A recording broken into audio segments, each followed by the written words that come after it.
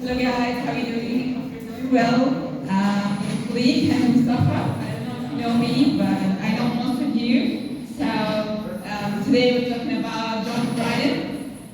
Actually, if you Google John Dryden, you'll find him labeled as an English poet, but fortunately he's a translator, a literary critic, and a great playwright, actually. So yeah. Okay, he contributed to many genres during his lifetime, including poetry, lyric verse, satire, translations, and criticism. You may call him a mega star of the era. So he also received a classical education, and that helped him to have a dramatic translation style.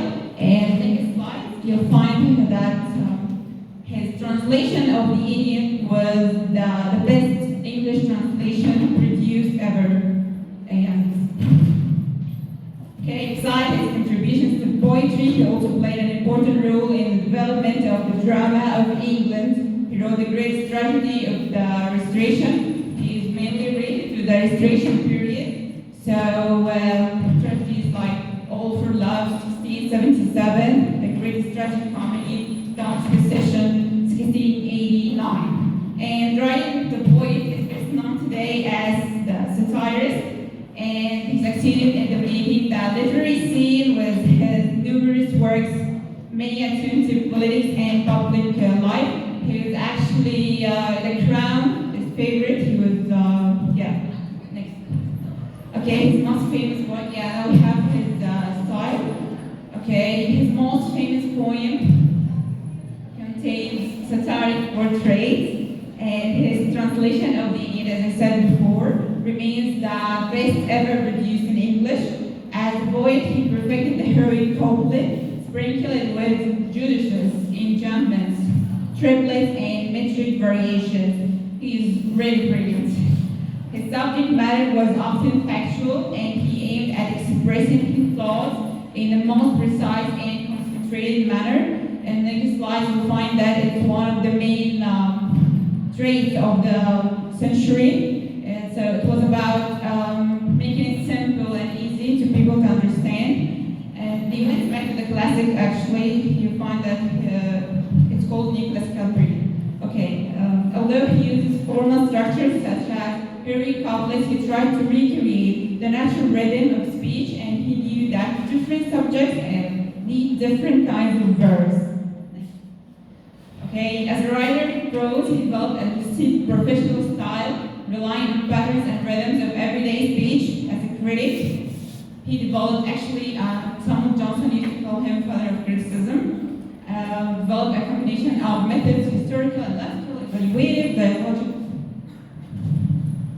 dialogic criticism. As a translation, he developed an easy manner, what he called paraphrase, that produced brilliant versions of Homer, Horace, Geoffrey Chaucer, and above all, Virgil. As I mentioned before, the whole era was about the neoclassical thing. Yeah, next. Now the Restoration in the 18th century, 1660 to 1800. Actually, we have a whole era which is called the Restoration and the 18th century. It's a combination of the Restoration period and the 18th century. Okay, it has actually different names. Some scholars refer to the period as neoclassical period. I think it gives you a hint. Others call it the Age of Reason. It actually was a pre-Romantic period. That's why it's called the Age of Reason. It's the opposite of being romantic. And the Age of Pope and Dryden as well. Next. Other scholars subdivide the period even further. Following the Restoration era, 1660 to 1690, Augustan era, 1690 to 1744, pre-Romantic period, 1744 to 1785. Next. And here we have the basic traits of the century of President Antoinette. From 1660 to 1785, they focused on first looking inward society and considering what was good and bad about practice and people. They're like fixing the society somehow, becoming more elegant and simple in execution, expressing ideas that everybody can understand. Dryden important in literary history. He served as the royal poet under Charles II, and actually the restoration period is called the restoration because Charles II restored his throne at that time.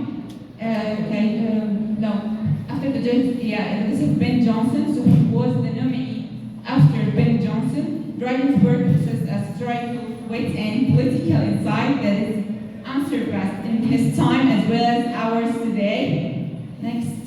Thank you guys. Thank you for listening.